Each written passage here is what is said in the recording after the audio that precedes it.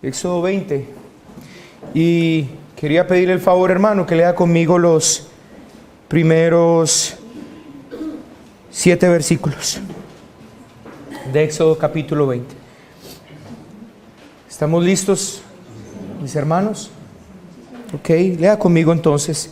Y habló Dios todas estas palabras diciendo: Yo soy Jehová tu Dios, que te saqué de la tierra de Egipto, de casa de servidumbre. No tendrás dioses ajenos delante de mí. No te harás imagen ni ninguna semejanza de lo que esté arriba en el cielo, ni abajo en la tierra, ni en las aguas debajo de la tierra.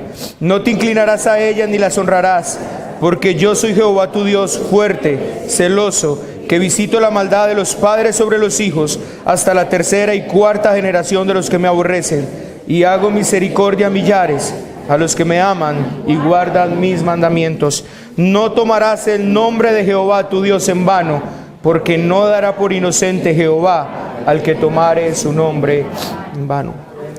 Padre, yo me presento esta mañana delante de ti. Me presento con temor y temblor ante tu palabra. Y quiero poner esta congregación ante tu presencia, Señor. Pedirte que nuestros corazones hoy estén completamente alineados contigo. Pedirte que nuestros corazones puedan recibir todo lo que tú tienes para enseñarnos hoy. Padre, rompe el duro suelo que hay en nosotros, para que nosotros podamos estar atentos diligentemente en tu palabra. Quiero darte, Señor, toda la gloria. Quiero darte, Señor, toda la honra.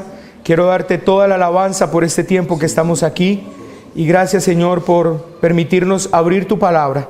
Gracias porque nos permites abrir tu palabra, Señor. Eso es una gran misericordia que tenemos de parte tuya. Amén.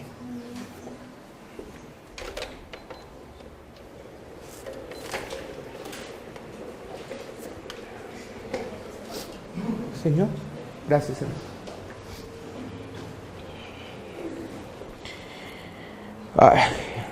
Hagamos un pequeño repaso, hermanos. El primer mandamiento es claramente un mandato a no tener ídolos. Ningún Dios fuera del Dios verdadero. No tendrás dioses ajenos delante de mí. Es el llamado que hace el Señor. Pero realmente, hermanos, el hombre es una máquina para fabricar ídolos de todo índole, sea de barro, sea de oro, sea de carne y de cualquier cosa que venga a nuestra obstinada mente.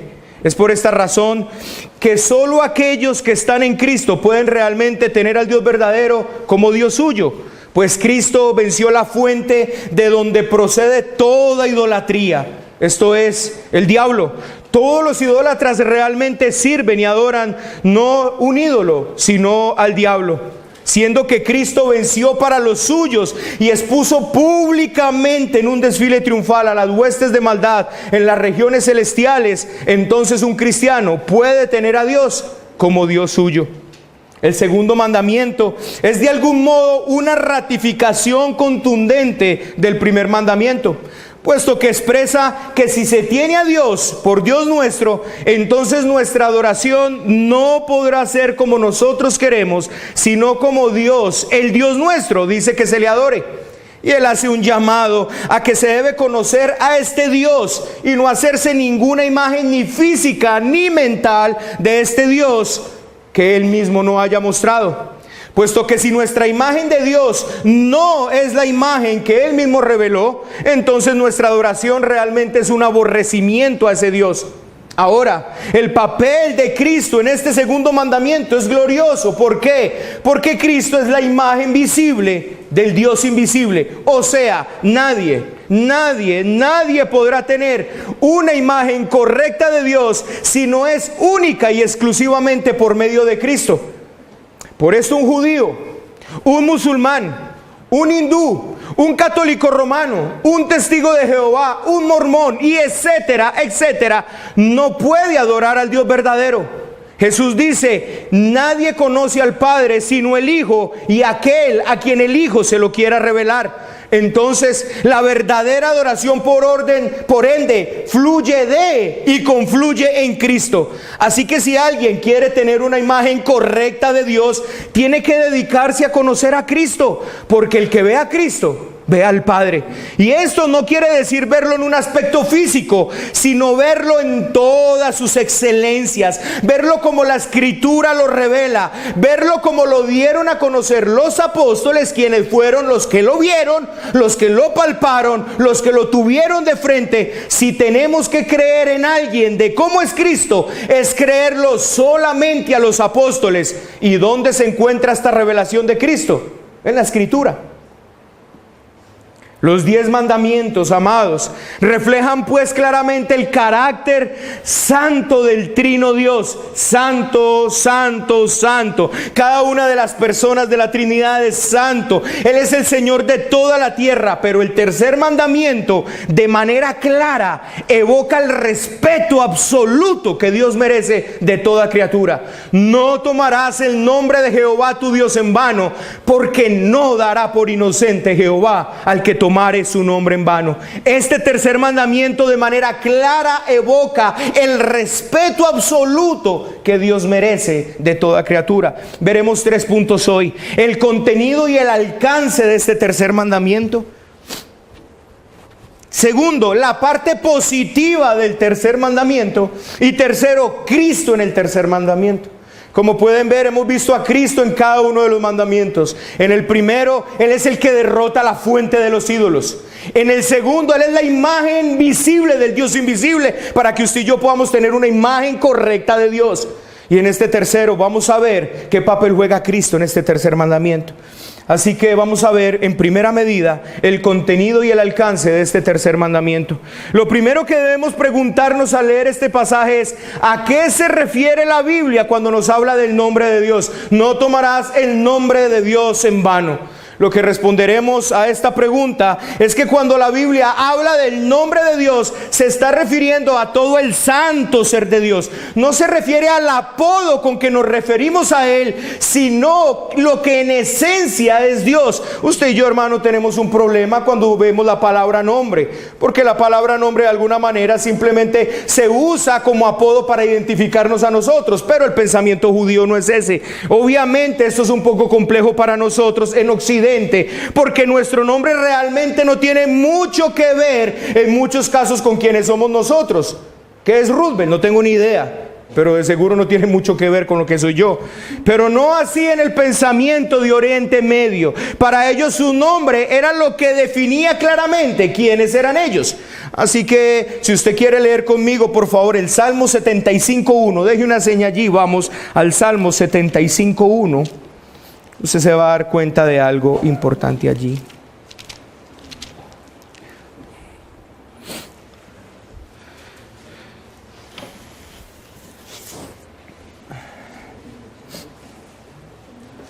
Yo tengo mucho para enseñar hoy, tengo muy poco tiempo y mi corazón está un poco acongojado. Así que oro al Señor para que su gracia y misericordia sea derramada sobre nosotros. 75:1 dice: gracias te damos, oh Dios, gracias te damos, pues cercano está tu nombre, los hombres cuentan tus maravillas. ¿Qué quiere decir? ¿Que el nombre de Dios estaba por ahí escrito cercano a ellos en algún lado? ¿Eso es lo que está diciendo el salmista aquí? No, lo que quiere decir es que Dios está cercano a ellos. Mire que él dice: tu nombre es cercano a nosotros. Y la pregunta que uno se hace es: ¿que estaba escrito por ahí Jehová en algún lado para que ellos dijeran que el nombre estaba cercano? No, hermanos, es Dios quien está cercano. Así que podemos ver claramente que Dios no tiene un solo nombre en la Biblia. Son muchos los nombres que se usaban para describir a Dios, porque un solo nombre en el pensamiento judío no podía describir claramente lo que Dios es. ¿Por qué Dios tiene tantos nombres en la Biblia? ¿Por qué Él es Elohim? ¿Por qué Él es Shalom? ¿Por qué Él es el Olam? ¿Por qué Él es Él? ¿Por qué, hermanos? Porque no hay un solo nombre que alcance a hablar y abarcar la grandeza de lo que es Dios, aunque Él claramente se dio a conocer por un nombre: santo, santo, santo a su pueblo. Claramente Dios se da a conocer por el nombre del Yo Soy. Pero ese nombre para los judíos era tan santo que era el nombre impronunciable de Dios. Ellos no pronunciaban el nombre de Dios. De hecho, hermanos, fonéticamente era casi imposible decirlo. Fonéticamente hablar de las 4 consonantes de Dios, el YHWH, era casi imposible pronunciarlo para los judíos fonéticamente. Por lo tanto, hermanos, ellos utilizaban una cantidad de nombres para referirse a Dios, y dentro de ellos no usaban el nombre santo de Dios. Así que claramente Dios se dio a conocer por el nombre Yo Soy. Pero estos nombres claramente revelan algo del carácter de Dios. Por ejemplo, claramente vemos en la profecía que se hace sobre Jesús en Isaías, que llamarían su nombre Emanuel. Pero vemos que Jesús no se llamó literalmente Emanuel. Y la pregunta es, ¿falló la profecía? No, hermano, la profecía no falló, sino que el Hijo de Dios era el mismo Dios entre los hombres. O sea, ese nombre, Emanuel, revelaba claramente algo específico del Mesías, que el Mesías iba a ser Dios entre los hombres, y claramente así lo entendían los judíos. O sea, cuando la Biblia dice llamarán su nombre Emanuel, no es que literalmente se iban a llamar Emanuel, sino que ese nombre revelaba algo particular del Mesías. ¿Y qué revelaba particular? Que ese Mesías iba a ser Dios entre los hombres. Así pues, cuando le ponen a Jesús, Jesús no es simplemente para tener una palabra con el cual llamarlo Jesús, Jesús, no, sino porque este nombre imprimía claramente lo que Jesús era. Jesús es el Salvador de su pueblo. En otras palabras, cuando a él le decían Jesús, realmente le estaban diciendo Salvador. Así que Jesús, en su esencia, en él mismo es Salvador. Espero que me estén siguiendo, hermano, y entendiendo. Entonces, en primera instancia, lo que quiero que tengamos en cuenta es que el pensamiento judío, cuando Dios dice no tomarás el nombre de Jehová tu Dios en vano, es no tomarás lo que yo soy en vano. Ese es el mandato. No tomarás lo que yo soy en vano. Y por eso este mandamiento implica muchas más cosas que usar con cuidado la palabra Dios. Implica mucho más cosas, hermanos, que tratar de ser cuidadosos al pronunciar Dios. Va mucho más allá que eso. Así que quiero mostrarles realmente, hermanos, en un pasaje esta realidad. Acompáñenme a Isaías 48. ¿Cuál realidad del nombre de Dios? Que cuando hablamos del nombre de Dios, estamos haciendo referencia a la esencia misma de Dios. Isaías 48. Leamos con cuidado este pasaje.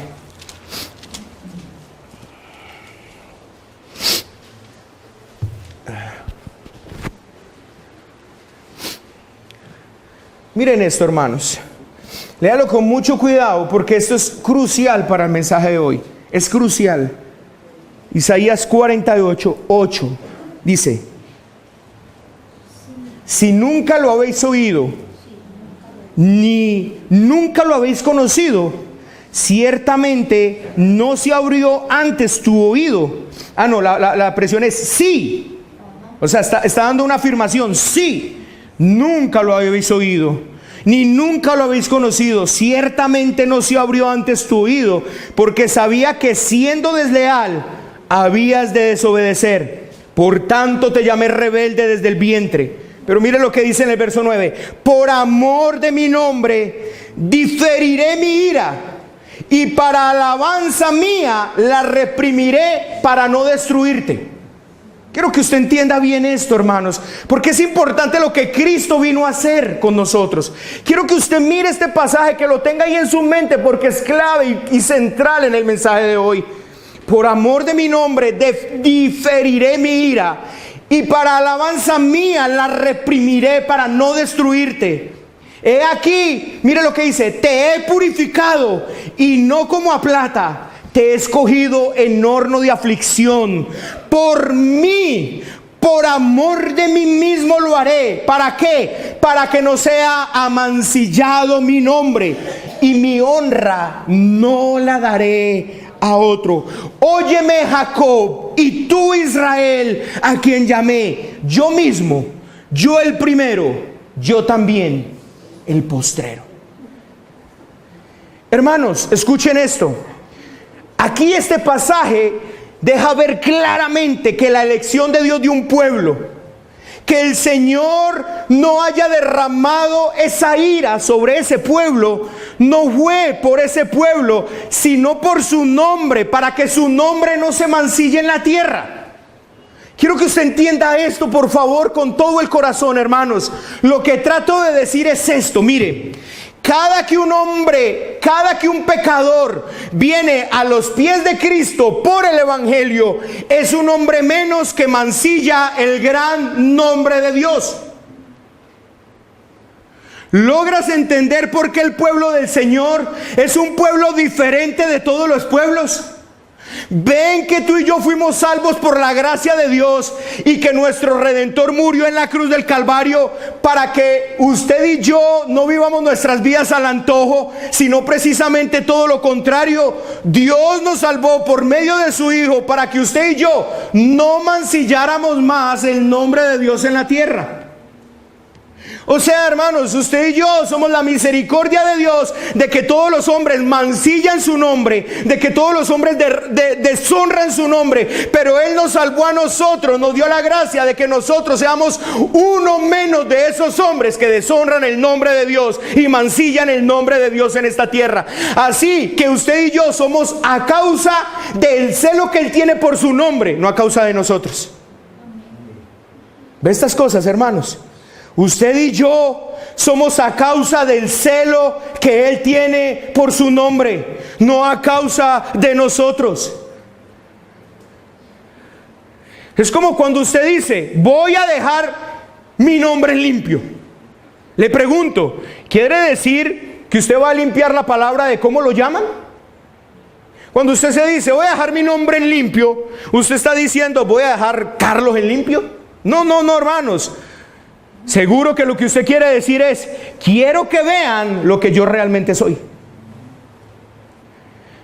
Pues bueno, hermanos, Dios salvó a un pueblo para que por medio de ese pueblo su nombre en la tierra fuese limpiado. Le pregunto, ¿lo estamos haciendo o estamos haciendo precisamente lo que dice Pablo? El nombre de Dios es blasfemado entre los gentiles a causa de los creyentes. O mejor dicho, el nombre de Dios es blasfemado entre los pecadores a causa de los santos, o entre los incrédulos a causa de los que creen. Pero hermanos, yo le voy a decir una cosa: nuestro Dios nos salvó no por obras que nosotros hubiéramos hecho, sino por su misericordia y por celo a su gran nombre. Porque Él no quiere que su nombre sea más mancillado y blasfemado en esta tierra. Y usted y yo somos, hermanos, a través de los cuales Dios limpia su glorioso y maravilloso nombre. Mis amados, nosotros tenemos que entender para qué fue que Dios nos llamó. Él no nos salvó solo porque nosotros no nos podíamos salvar. Él nos salvó con un propósito.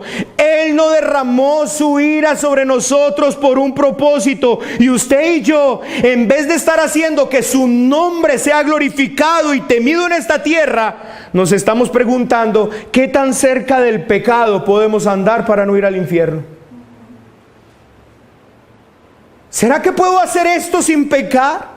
Andando en esa moral minimalista, en ese hilo de ¿cómo hago para hacer esto? Todavía amo el mundo, pero no quiero irme al infierno. Entonces, ¿qué hago? Ay, hermano, cuando el llamado tuyo y mío es un llamado a que el nombre de Dios sea limpiado en esta tierra. En el Antiguo Testamento, hermanos, se le decía al esposo: oh esposo, cuídate de que tu esposa mancille el nombre de Dios. Cuídate que tu esposa te lleve a ir en pos de dioses ajenos, porque serás tú el primero que levante la mano contra ella y mátala. Pero hermanos, qué triste que ya en esta época todas las cosas de Dios se tomaron a relajo. Se tomaron a, ahí tenemos a Cristo. Qué lástima, hermanos, qué lástima.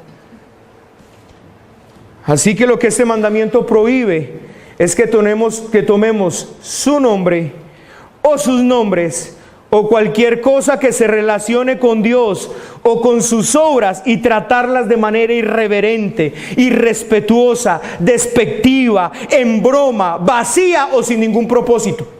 Se lo voy a volver a repetir. Lo que este mandamiento prohíbe es que usted y yo tomemos su nombre o sus nombres o cualquier cosa que se relacione con Dios o con sus obras y tratarlas de manera irreverente, irrespetuosa, despectiva, en broma, vacía o sin ningún propósito. Así que les voy a dar, hermanos, unas maneras en las que usted y yo quebrantamos este mandamiento. O sea, quiero mostrarle formas en las que usted y yo tomamos el nombre de Dios en vano. Primero, cuando hablamos de su nombre a la ligera o irreverentemente. Cuando hablamos de su nombre a la ligera o irreverentemente. Estamos en la época de la chabacanería. Y el sistema religioso moderno, o sea, las iglesias relevantes de esta época, bajaron toda la seriedad y el respeto a las cosas de Dios. Por eso, aquellos que queremos ser respetuosos, reverentes, somos considerados raros, extraterrestres y quién sabe qué más cosas. Pero mire cómo se dirige David a Dios. Hermanos, un hombre que era íntimo de Dios, un hombre cuyo corazón, Dios mismo dice que era un hombre conforme a su corazón. En el Salmo 83 dice, que conozcan que tu nombre es Jehová, tú solo, altísimo sobre la tierra. Así se dirige David a Dios, a su amigo. Moisés, hermanos, se los decía ahora, amigo de Dios. Dios llamó a Moisés su amigo y Moisés se refiere a Dios con estas palabras en Deuteronomio 28:58. Tomen este nombre glorioso y temible, Jehová tu Dios. Así se refiere Moisés a Dios. Muchas veces para referirnos a hombres terrenales usamos las palabras socialmente elevadas: doctor, su majestad, ingeniero, licenciado. Debemos pues hablar de Dios con la sagrada reverencia que merece su infinita majestad en el cielo. Así pues, cuando hablamos a la ligera de Dios o de sus obras, lo considera un acto de desprecio y una forma de tomar su nombre en vano. Segundo, cuando profesamos el nombre de Dios, pero no vivimos conforme consecuente a lo que profesamos, eso es tomar el nombre de Dios en vano. Primera de Tito 1:16 dice, profesan conocer a Dios, pero con sus hechos lo niegan. Cuando las lenguas y las vidas de las personas son contrarias entre sí, escarnecen el nombre de Dios y lo toman en vano. Hermanos, la santidad fingida no es más que una maldad doble. Ver a los cristianos que profesan ser el pueblo de Dios mostrar actitudes escandalosas lleva a los paganos a burlarse no solo del nombre de Dios, sino que se les suma su causa de aborrecer el cristianismo. Tercero, cuando usamos el nombre de Dios a modo de interjecciones, cuando utilizamos el nombre de Dios a modo de interjecciones, no debemos hablar más que con un santo temor en nuestros corazones. Utilizar el nombre de Dios a cada instante, cuando no estamos pensando en Él, y decir cosas como: Dios mío, Jesús, Dios te oiga, ay Dios, Padre, Dios te bendiga. Exclamaciones van, exclamaciones vienen, y no es otra cosa que tomar el nombre de Dios en vano. ¿Cuántos somos culpables de esta plaga de pecado? Aunque se tiene Dios en la boca, el diablo está en los corazones. Realmente sorprende que sobre nosotros no caiga, hermanos, fuego del cielo y nos consuma, como pasó con Nadab y Abiú.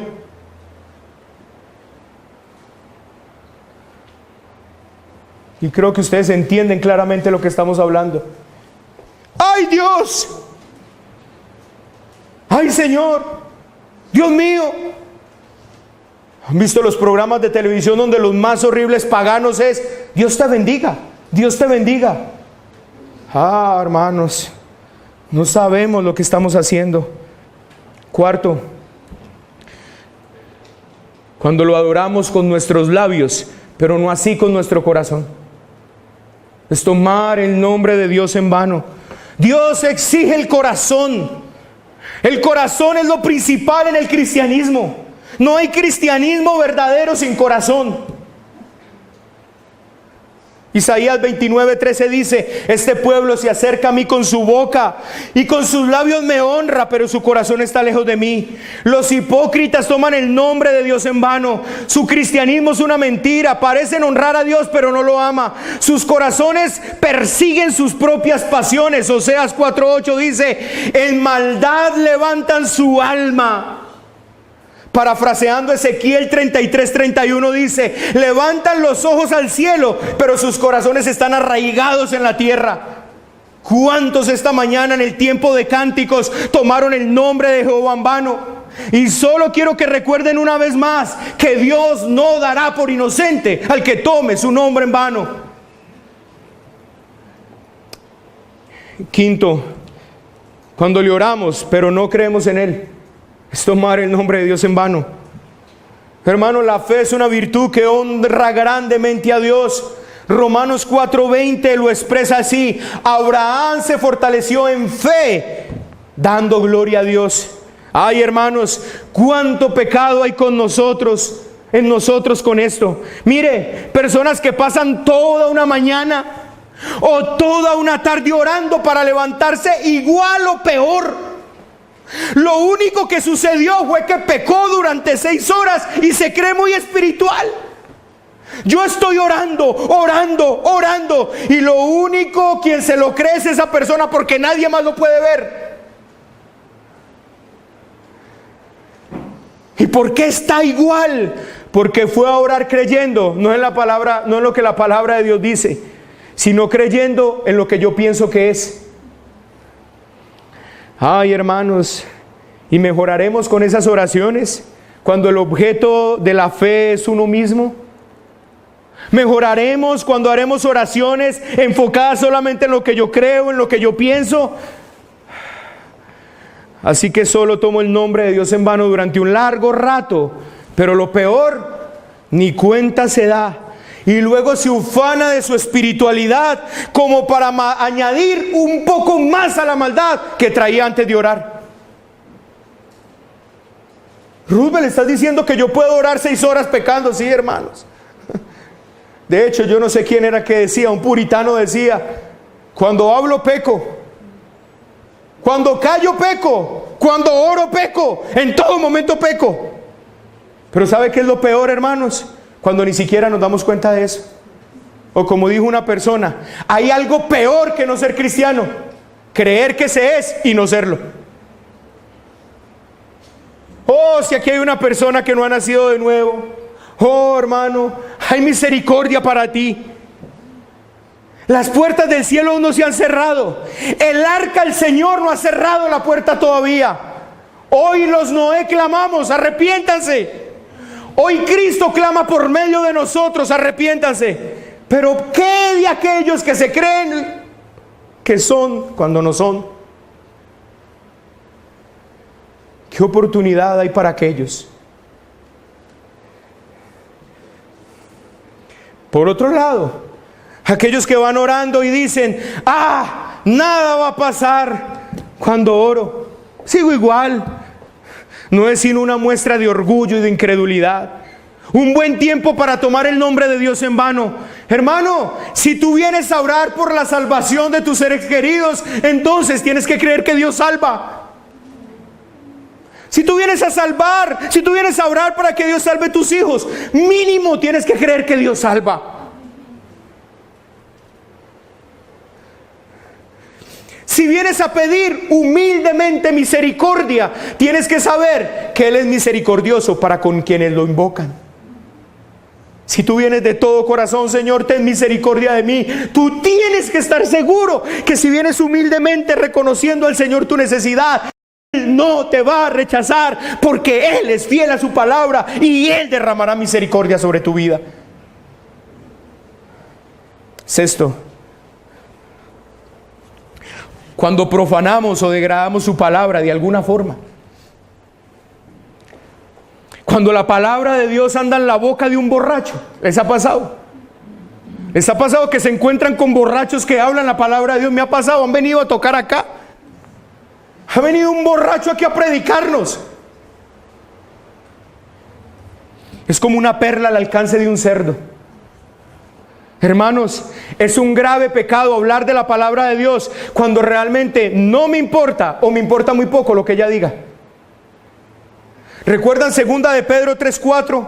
Aquellos que usaban la palabra de Dios para burlarse. ¿Dónde está la promesa de su advenimiento? ¿Dónde está? Dicen que el Señor viene. ¿Dónde está? Mofándose de la palabra del Señor. Nosotros no debemos jugar con la palabra de Dios.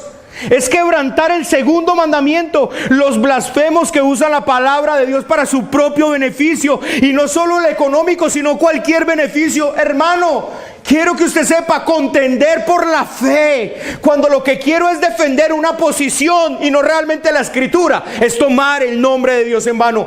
¿Cuántos hoy, hermanos, toman el nombre de Dios en vano, queriendo luchar por la fe, y lo único que están defendiendo es su carne? La palabra no la deberíamos leer nunca en son de recocha o tomarla en son de burla. Eso es tomar el nombre de Jehová en vano.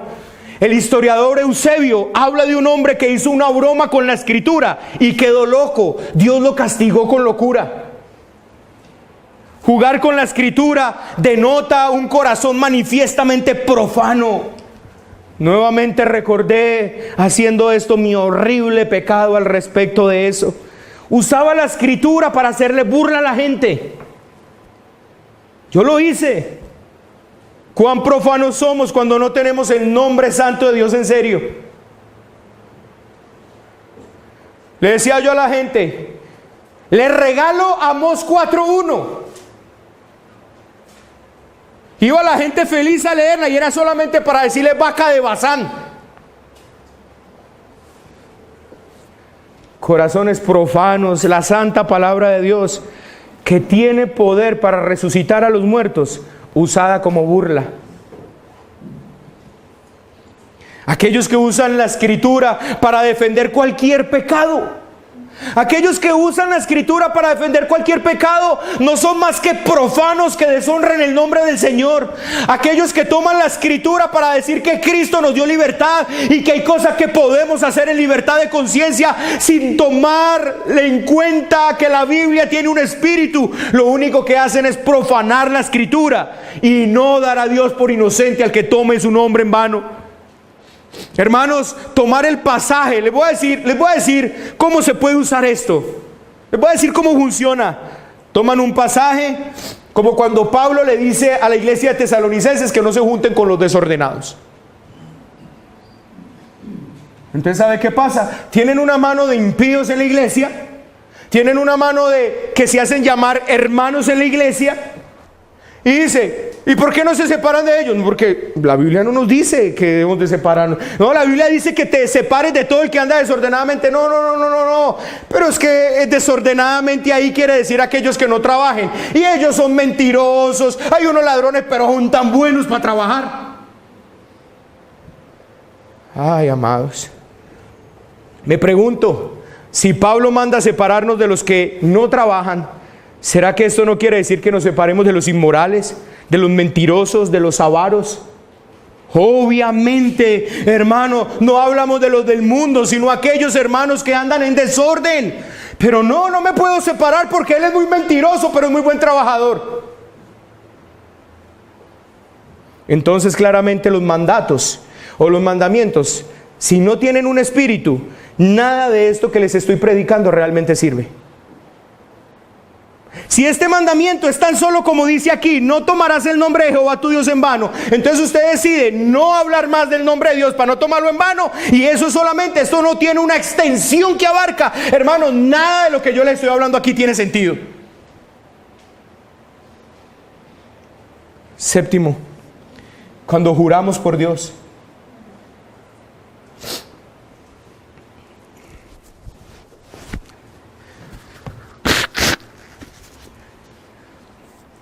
Quien es honrado tiene credibilidad. Quien es honrado tiene credibilidad sin juramentos. Si cumple, hermano, simplemente cumpliendo la palabra, simplemente cumpliendo la palabra, simplemente diciendo la palabra, sería tan firme como tener un contrato firmado ante notaría. Así que el hecho de que una persona tenga que jurar para que le crean, lo único que está gritando es su dudosa reputación. Cada que una persona está, voy a hacer esto, se lo juro, lo único que está diciendo, ¿sabe qué es? Nadie le cree. Se lo prometo, nadie le cree. Expresiones como Dios conoce mi corazón, deberías tener mucho cuidado con ellas, porque lo único que estás diciendo es, créeme que Dios es testigo. Él conoce mi corazón. Creo que esta expresión solo debería ser usada en el caso de que, Señor, tú conoces mi corazón y sabes la maldad que hay en él. Deberíamos dejar de usar esa expresión para tratar de quedar bien con las personas. No hice esto, pero Dios conoce mi corazón, que yo sí lo quería hacer. Ay, hermanos, ay, hermanos, ay, hermanos. Usted no debería utilizar esta expresión para salir aprobado delante de los hombres. Hoy la expresión, lo juro por Dios, cambió por Dios conoce mi corazón. ¿Sabe qué es Dios conoce mi corazón? ¿Sabe qué es lo que quiero decir con eso? Dios es testigo.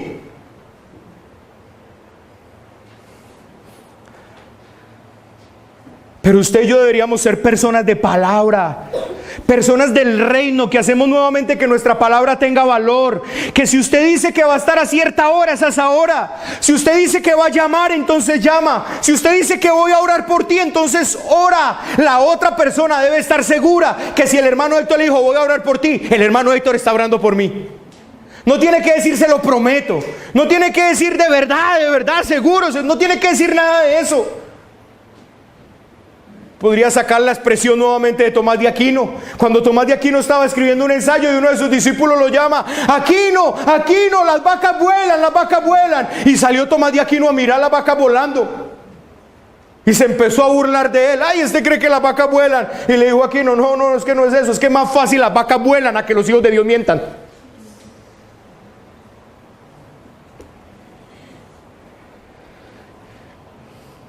Pero cuánto pecado añadimos a nuestro pecado con compromisos incumplidos, las promesas hechas a los hijos no cumplidas, las veces que decimos que vamos a orar por un hermano y no lo hacemos, y entonces después para que nos crea tenemos que empezar a agregar una cantidad de palabras como se lo juro, se lo aseguro, se lo prometo, Dios conoce mi corazón, etcétera, etcétera. Si usted y yo fuéramos hombres y mujeres de palabra, esas palabritas desaparecerían. No se pondría en ningún momento nuestra reputación. Si usted siempre cumpliera su palabra, hermano, el día que no llegue, hermano, el que está esperándolo, de verdad empieza a orar porque algo le tuvo que haber pasado. Pero no otra vez esté con las mismas. No, empezaría a orar y diría, algo le tuvo que haber pasado porque es un hombre de palabra o una mujer de palabra. Hermanos, poner a Dios de testigo de algo y no hacerlo o no vivirlo es tomar el nombre de Dios en vano, es una deshonra a su nombre. Thomas Watson cuenta una historia, no sé si real o tal vez la inventó para enseñar algo respecto a este punto, pero dijo, una mujer le dijo a su esposo que dentro de sus 3 hijos solo uno era legítimo. Él estaba agonizando. Esta mujer le dijo, te voy a decir una verdad, dentro de esos 3 hijos que tiene, solo uno es legítimo, los otros son bastardos. Si le suena muy duro esa palabra, ¿cierto? Bíblicamente un hijo nacido fuera del matrimonio es un bastardo.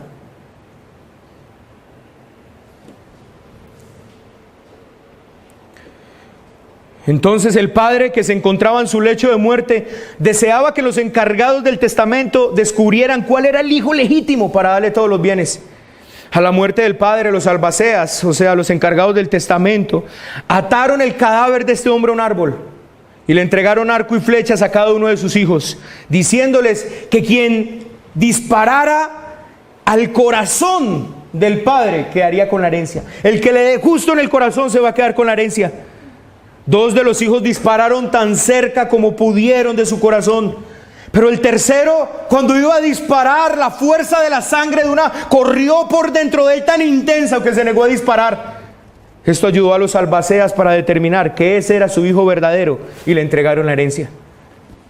Quienes son hijos verdaderos de Dios temen dispararle. Pero quienes son bastardos y no hijos, no se preocupan disparar al cielo con juramentos, compromisos sin cumplir. Lo que envilece más los juramentos es que cuando algunos toman la determinación de llevar a cabo una acción malvada, se comprometen con ella jurándolo. Octavo, cuando hablamos mal de Dios, yo quiero por favor que usted vea este punto. Y si yo nos arrepintamos, hermanos. Números 21:5 dice: habló el pueblo contra Dios. Ahora respondamos una pregunta: ¿cómo hablamos contra Dios? ¿Cómo hablamos contra Dios? Cuando murmuramos contra sus providencias, como si nos hubiera tratado cruelmente. La murmuración es una acusación contra la justicia de Dios. Dice Abraham: el juez de toda la tierra no ha de hacer todo lo que es justo. La murmuración bruta de una raíz amarga, del orgullo y del descontento, en un reproche contra Dios, y por tanto toman su nombre en vano. Es un pecado que Dios no tolera. Números 14:27 dice el Señor: ¿hasta cuándo oiré esta depravada multitud que murmura contra mí? Expresiones como: ¿por qué Dios no me da esto y ya? Lo único que le estoy pidiendo es esto, ¿por qué no me lo da ya? Lo único que le estoy pidiendo es esto. En otras palabras, ¿por qué es tan injusto conmigo? Proverbios 19:3 dice: la insensatez del hombre tuerce su camino, y para colmo de males se irrita contra Dios en su corazón. ¿Saben qué es una gran ofensa contra Dios? ¿Saben qué es una gran ofensa contra Dios? Se lo voy a decir hoy. Es que yo soy así porque Dios no me quiere tocar. Yo soy así porque Él no me ha predestinado. Entonces, ¿qué puedo hacer yo? Uy, hermanos, no hay nada más impío que eso. Que un impío rebelde contra Dios le eche la culpa a Dios de su impiedad. Usan el conocimiento teológico para su propia perdición. Usan las doctrinas tan gloriosas como las doctrinas de la gracia para justificar su impiedad. ¿Será que la mujer sirofenicia, cuando el Señor la llamó un perro, dijo: que conste que quise venir y tú no quisiste? ¿Será que esa mujer, cuando el Señor la despreció y le dijo: no, es que la comida es para los hijos, no para los perros? ¿Será que esa mujer le dijo: ah, bueno, me llamaste perro, coste pues que vine a buscarte y no quisiste? ¡Qué insensatez! Lo único que muestra la tal persona es un corazón leproso en extremo, y luego culpa a Dios. ¿Cuánto tiene que aprender verdadera teología?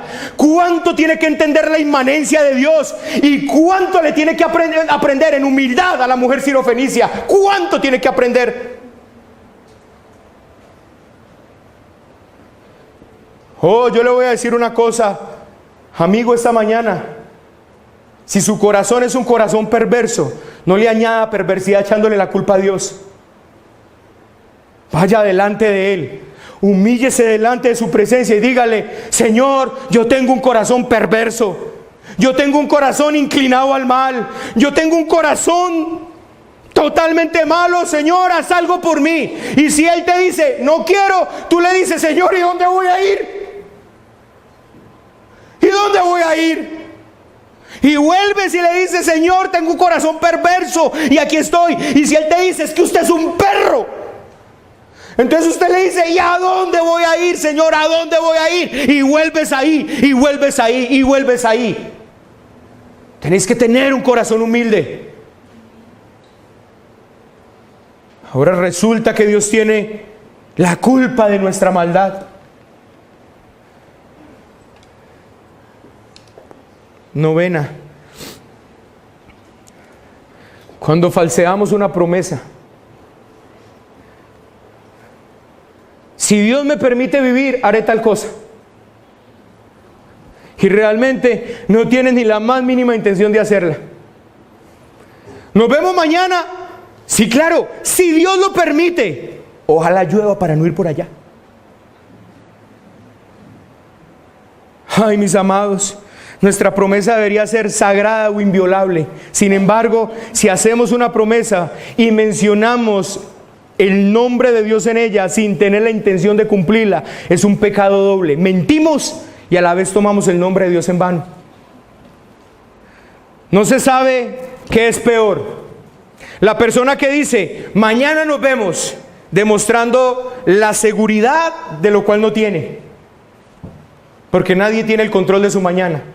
O la persona que siempre está diciendo si Dios lo permite, si Dios lo permite, si Dios lo permite, pero en su corazón desea que algo pase para que Dios no lo permita. No se sabe qué es peor. Ay, amados, nuestro corazón es una cosa seria. Necesitamos ir urgente al Señor y confesar nuestro pecado delante de Él. Segundo punto, la parte positiva del tercer mandamiento.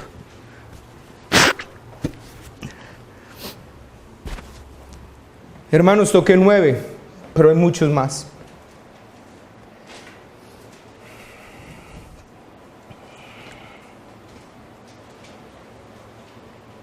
Yo creo que entienden el espíritu de lo que estamos hablando. Yo creo que entienden en su corazón lo que estamos hablando.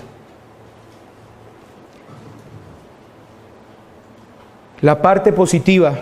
No hay mucho que decir de esta parte, sino coram Deo. Coram Deo. Nuestro hermano Robert Charles Sproul, yo no sé si sabían si así se llamaba, pero así se llama, Robert Charles Sproul, R.C. Sproul, cuenta algo que le pasó con su mamá. Él dice: nunca la olvidaré a mamá delante de mí, con las manos en equilibrio sobre sus caderas, sus ojos mirándome como brasas de fuego y diciendo en voz estentórea, o sea, fuerte, con grito así: ¿cuál es la gran idea, joven?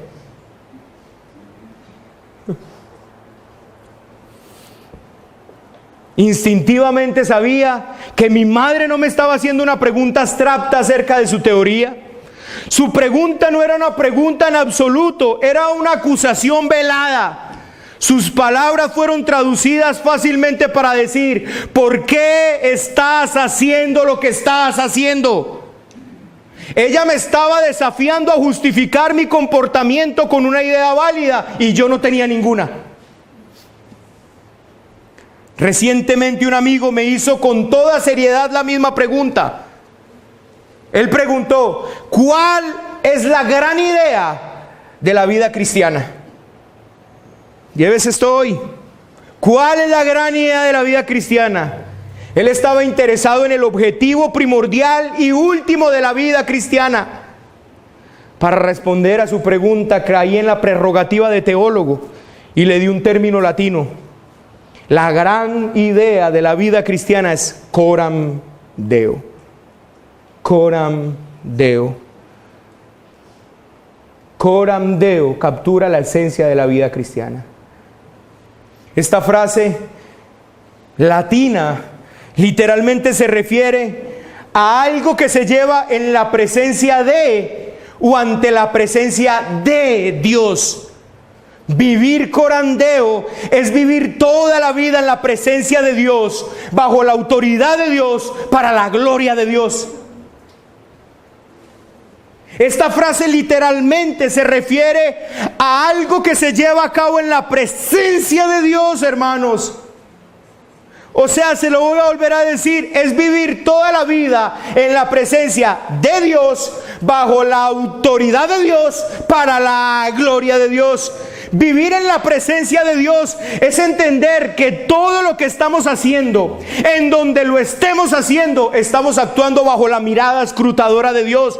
Dios es omnipresente. No existe un lugar tan remoto que pueda escapar a su mirada penetrante. Vivir bajo la soberanía divina implica algo más que una obediencia reacia a la soberanía absoluta que está motivada por el temor al castigo. No, hermanos, se trata de reconocer que no hay una meta más alta que ofrecer el honor a Dios. Nuestras vidas deben ser sacrificios vivos, oblaciones ofrecidas en un espíritu de adoración y gratitud. Vivir toda la vida corandeo es vivir una vida de integridad, es una vida de plenitud que encuentra su unidad y coherencia en la majestad de Dios, en la hermosura de su gran nombre. Una vida fragmentada es una vida de desintegración, se caracteriza por la inconsistencia, la falta de armonía, confusión, conflicto, contradicción y caos. El cristiano que divide su vida en dos secciones, lo religioso y lo no religioso, no ha logrado comprender la gran idea. La gran idea es que toda la vida es religiosa o nada de la vida es religiosa. Dividir la vida entre lo religioso y lo no religioso es en sí mismo un sacrilegio. Esto significa que si una persona cumple su vocación como un abogado, ama de casa, corandeo, entonces esa persona está actuando cada pedacito tan religiosamente como un evangelista, ganando almas, quien así está cumpliendo su vocación. Esto significa que David era tan religioso cuando obedeció el llamado de Dios a ser un pastor, como cuando fue ungido con la gracia especial de la realeza. Esto quiere decir que Jesús era tan religioso cuando trabajaba en el taller de su padre como carpintero, como cuando estaba en Getsemaní, corandeo. La integridad se encuentra donde hombres y mujeres viven sus vidas en un modelo de consistencia.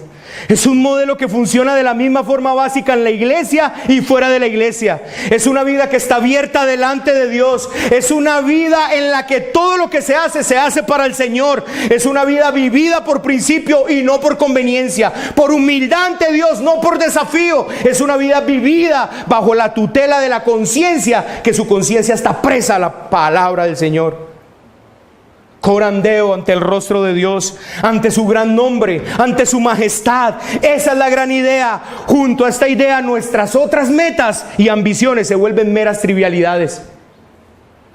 Corandeo es tomar el nombre de nuestro Dios en la más alta estima, vivir honrándole todo el tiempo en la más grande adoración a su gran nombre. Su nombre es digno de ser exaltado, su nombre es digno de ser ensalzado, su nombre es digno de ser cantado, su nombre es digno de ser bendecido, su nombre es digno de ser alabado, su nombre es digno de ser adorado, su nombre es digno de ser obedecido. Y una vida corandeo hace esto. No solamente es no tomes el nombre de Dios en vano. El aspecto positivo es que usted y yo debemos vivir para ese gran nombre, para honrar, alabar, exaltar, ensalzar a ese gran nombre.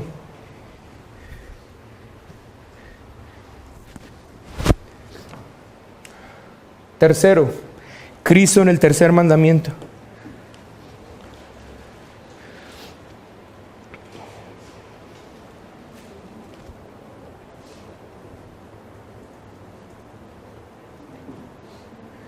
Cristo vivió una vida completamente corandeo. ¿Para qué? Escucha aquí, ¿para qué? Es la pregunta. Esa es la pregunta del $1.000.000. ¿Para qué Cristo vivió una vida corandeo? Voy a responder esa pregunta. Pero quiero responder esa pregunta con los mandamientos. Vamos a Éxodo otra vez.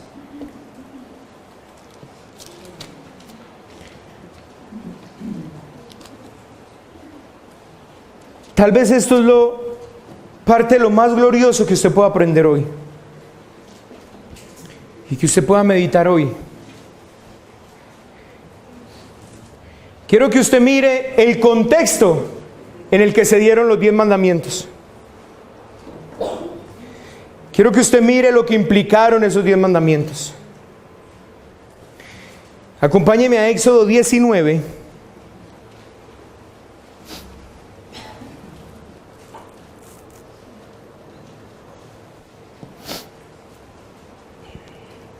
Y vamos a leerlo, hermanos, desde el verso 16, como para que usted entre en contexto un poquito.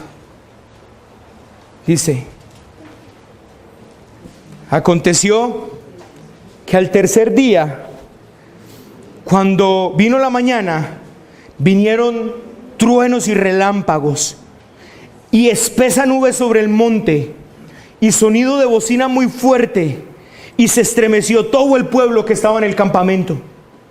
Y Moisés sacó del campamento al pueblo para recibir a Dios y se detuvieron al pie del monte.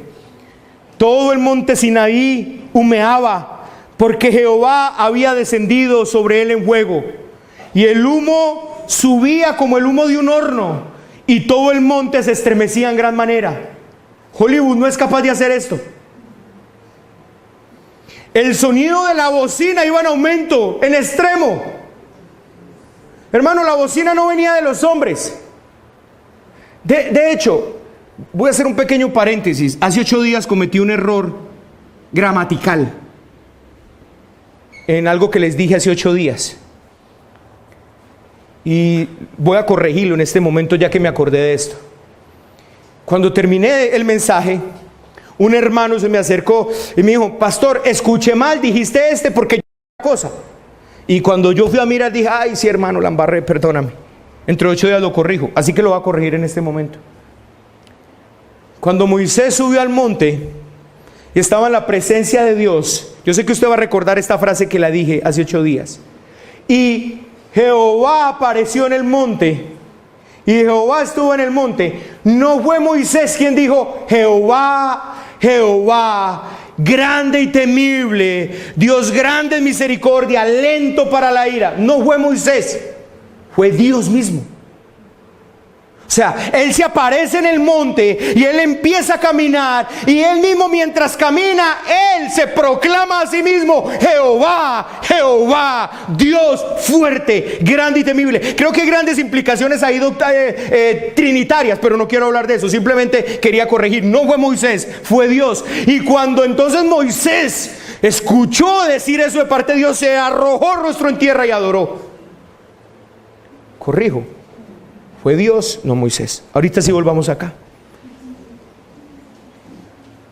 Así que este sonido, hermanos, de bocina no es el pueblo.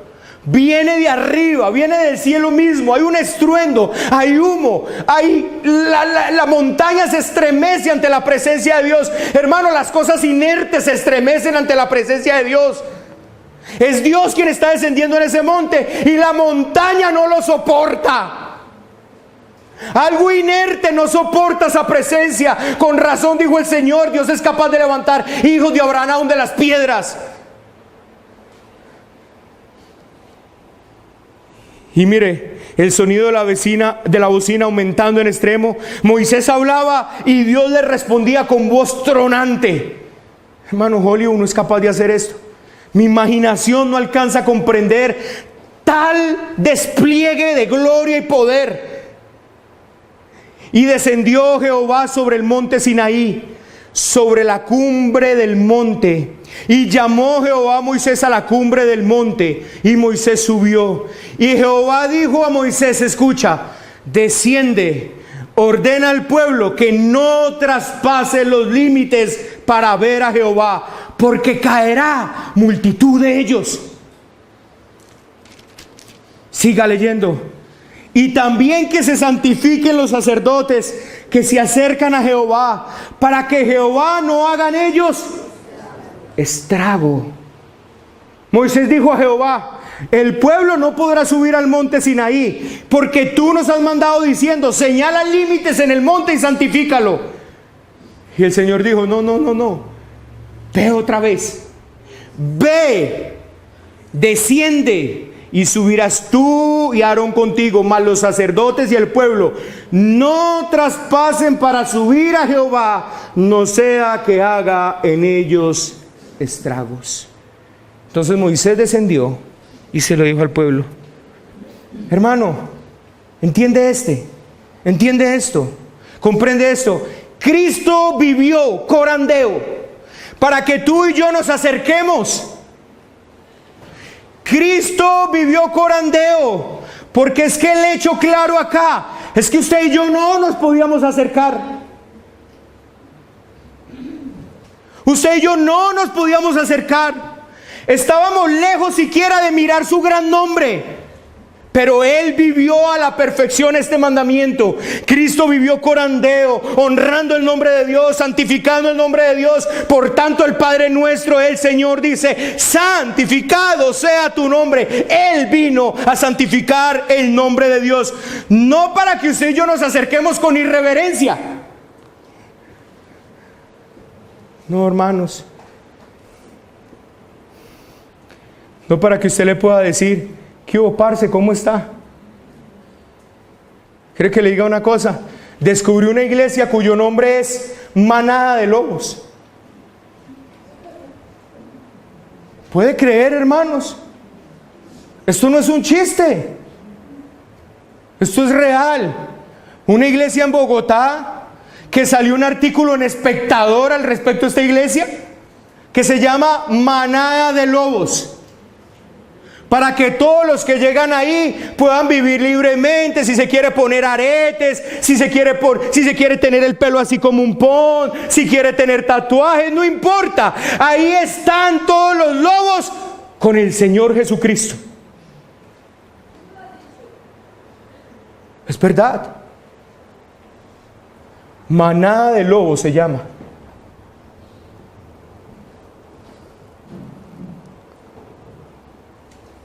Usted podrá pensar cualquier cosa de lo que yo le estoy diciendo, hermanos, pero quiero decirle una cosa: Cristo no vivió corandeo para bajar el estándar, sino para que fuéramos aceptados, para poder mirar su gran nombre, honrarlo, amarlo, cantarlo, alabarlo, ensalzarlo sin quedar fulminados.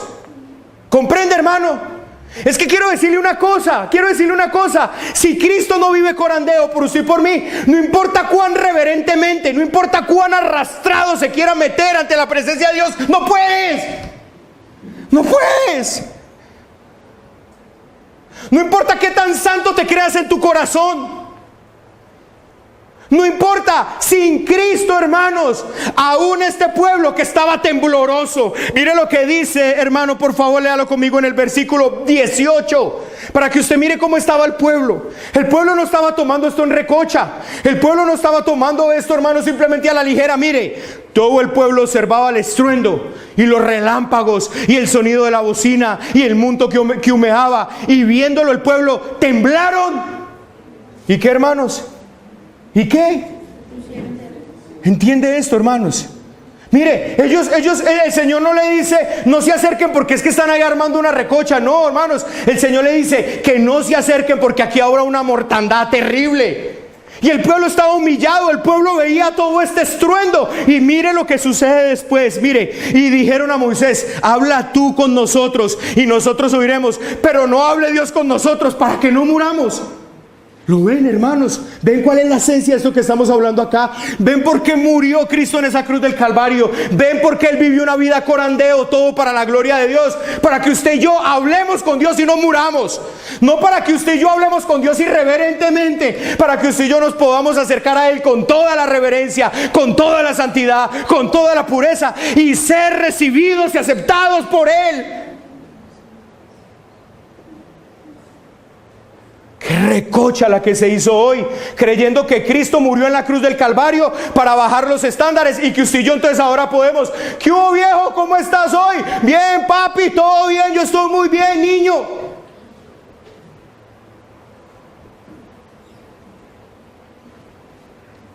Uy, parcero, estoy mal hoy. Parcero, ayúdame que estoy mal hoy. ¿Se creen que eso fue lo que hizo Cristo, hermanos? Qué poco entendimiento tenemos de la obra de Cristo.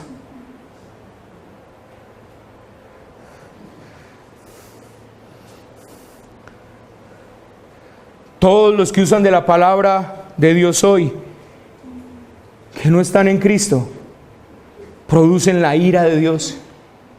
Pero tú y yo podemos acercarnos y decirle a nuestro Dios, nuestro Padre, y somos bien recibidos, somos aceptados, se nos extiende el báculo ante su presencia. A los solos, tan solo al acercarse, ya están siendo ejecutados. ¿Entienden la obra de Cristo, hermanos? Mire, la obra de Cristo la vemos claramente tipificada en el Antiguo Testamento con la historia de Ruth al acercarse al rey, de Esther, perdón. Esta mujer se preparó. Esta mujer hizo meter al pueblo en ayuno. Y esta mujer no llegó ante la presencia del rey. ¿Qué hubo, rey? Vine, mi hijo, para que solucionemos el asunto de los judíos, pues aquí. No. ¿Sabe cómo entró esta mujer? Humillada, haciendo rostro en tierra, delante del rey. Y escuche una cosa: si el rey no les tiende el báculo, por el solo hecho de haber entrado ante la presencia del rey sin una cita previa, iba a ser ejecutada ahí mismo. No entendemos, hermanos. Pero esta mujer se acercó humilladamente y este rey le dio su gracia y le extendió el báculo y ahora ya pudo hablar. Hermano, Cristo es nuestro báculo extendido. Por Cristo es que usted y yo podemos ir ante la presencia de Dios. Por Cristo, hermano, es que usted y yo entramos. ¿Cómo?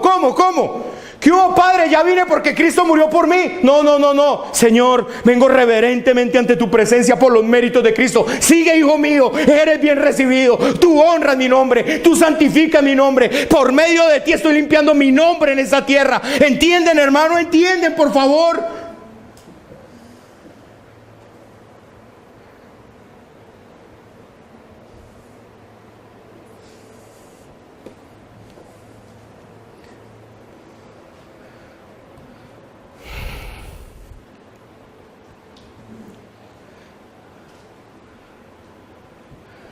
Qué tristeza tener que ser tan insistente con esto, hermanos, se los aseguro.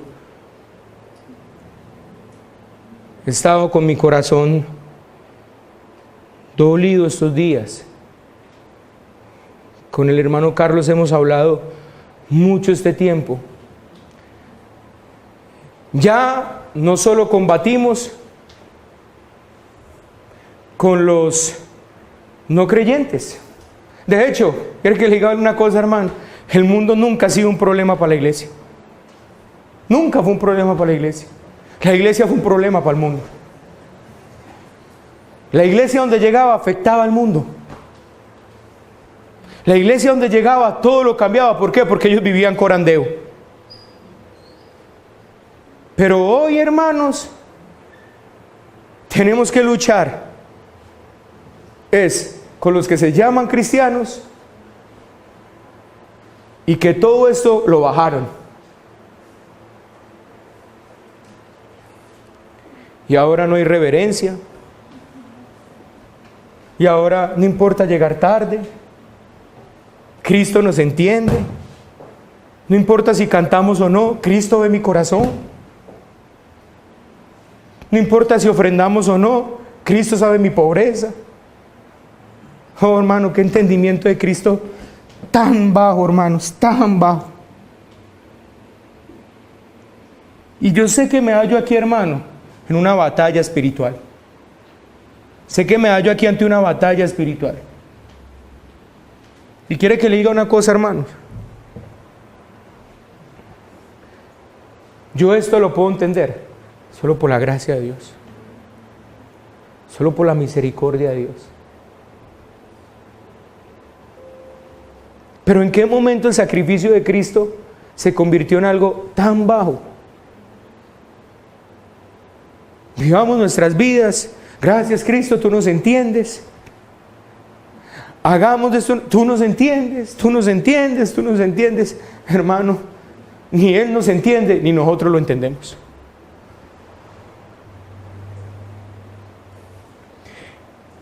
Cristo pagó en esa cruz del Calvario para que usted y yo pudiéramos tener acceso. No para que tuviéramos un acceso, no para rebajar, escuchen, no para rebajar que el acceso era muy difícil y entonces lo hizo más fácil. No fue para eso, hermano. El acceso era imposible. Él propició el acceso. Él no bajó nada.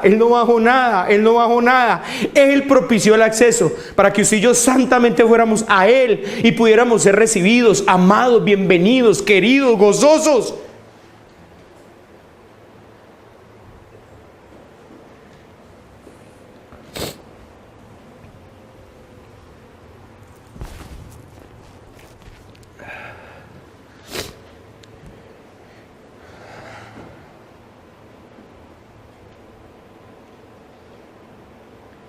Dijo Robert Greeley,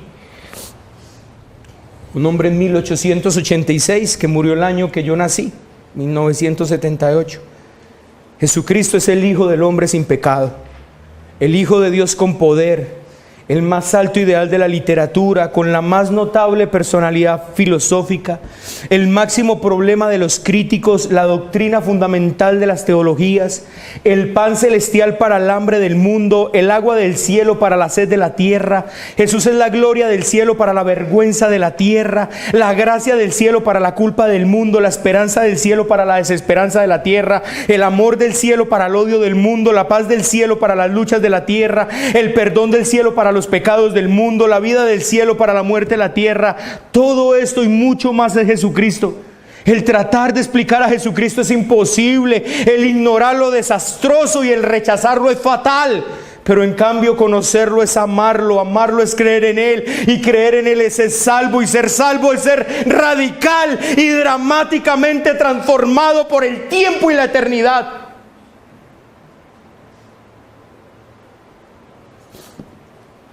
Señor, ayúdanos por favor. Señor, ayúdanos en esta iglesia. Ayúdanos. Ayúdanos, Señor. Ayúdanos, oh Dios. Sé propicio a nosotros, Señor. Estamos en medio de una cultura, Señor, que la iglesia ya no la afectó, sino que ella afectó a la iglesia. Pero Señor, ayúdanos a salir de la nada, Dios, como siempre lo has hecho. Ayúdanos, Señor. Ayúdanos a permanecer sin torcernos. Ayúdanos a no ceder ante la presión de los muchos. Oh, te lo pido, gran Rey de toda la tierra. Ayúdanos a no ceder ante la presión de los muchos, Señor, porque a veces siento desfallecer, Padre. A veces siento que desfallezco, Señor. Señor, te lo digo con todo el corazón. A veces quiero ceder, Señor. Pero tú me has dado fuerza cuando no he tenido ninguna. Ayúdanos, Señor, ayúdanos. Ayúdanos a no ceder. Ayúdanos a tomar tu gran nombre en alto. Ayúdanos, Señor, a que tu nombre sea santificado en esta tierra. Te lo ruego, Señor, pon el temor de Dios en nuestros corazones. Señor, perdóname. Perdóname, Señor, yo no vengo aquí a querer llorar, Señor, pero de verdad, Señor, no logro hacerlo de otra manera. Señor, yo mismo te he deshonrado, Señor. Yo mismo. Padre, danos la fuerza para no ceder. Señor, pon personas a nuestro lado que estén mirando el momento de desviarnos. Ponlos ahí al lado, ponlos. Pon freno a nosotros, Señor, porque nos desbocamos. Señor, si tú no nos pones freno, nos desbocamos, Señor, nos desbocamos. Pon freno alrededor de nosotros, Señor. Padre, levanta a estos hombres. Levanta a Fader, levanta a Perea, levanta a Melqui, para que no simplemente diga que a todo lo doctrinal que nosotros sacamos digan sí, no, Señor. Que ellos digan, vamos a estudiarlo. Señor, levanta al hermano Héctor. Ayúdanos al hermano Carlos y a mí a someternos mutuamente. Señor, pon freno para que no nos desboquemos. Pon freno, Señor, pon freno para que no nos desboquemos. Pon freno aquí, oh Padre, para honrar tu nombre. Yo sé, Señor, que este mensaje es impopular, yo lo sé. Señor, pero no puedo ir en contra de mi conciencia porque no es bueno y es pecado. No puedo ir en contra de tus escrituras, Señor. Perdónanos por hacer la obra de Cristo en la cruz del Calvario un relajamiento para nosotros. Ay, Señor.